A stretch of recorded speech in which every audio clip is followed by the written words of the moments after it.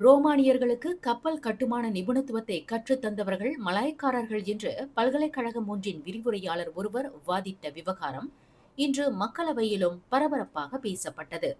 மலேசிய அனைத்துலக இஸ்லாமிய பல்கலைக்கழகத்தைச் சேர்ந்த பெண் விரிவுரையாளர் கூறிய அந்த விஷயம் மக்களிடையே மாறுபட்ட கருத்துகளுக்கு வித்திட்ட போதிலும், தகவல்கள் தவறாக முன்வைக்கப்படும் போது அதனை கையாளும் பொறுப்பை ஒற்றுமைத்துறை அமைச்சு ஏற்க வேண்டும் என்று MP ஒருவர் வலியுறுத்தினார்.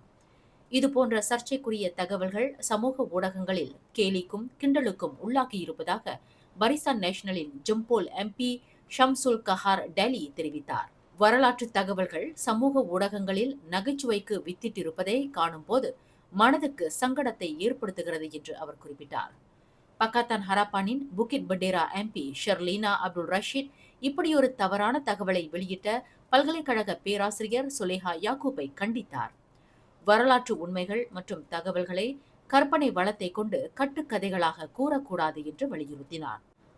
சீனர்களுக்கு குங்ஃபு சண்டையை கற்றுக் கொடுத்தவர்கள் மலாய்க்காரர்களே என்று இதே பேராசிரியர் முன்பு கூறிய போது அவரை வரலாற்று பேராசிரியர்கள் கண்டித்ததை ஷர்லீனா அப்துல் ரஷீத் நினைவு கூர்ந்தார். வரலாறுகள் என்பது உண்மையான ஆதாரங்களை அடிப்படையாக கொண்டிருக்க வேண்டுமே தவிர மனம் போன போக்கில் கட்டுக்கதைகளாக இருக்கக்கூடாது என்று ஷர்லீனா அப்துல் ரஷீத் வலியுறுத்தினார்.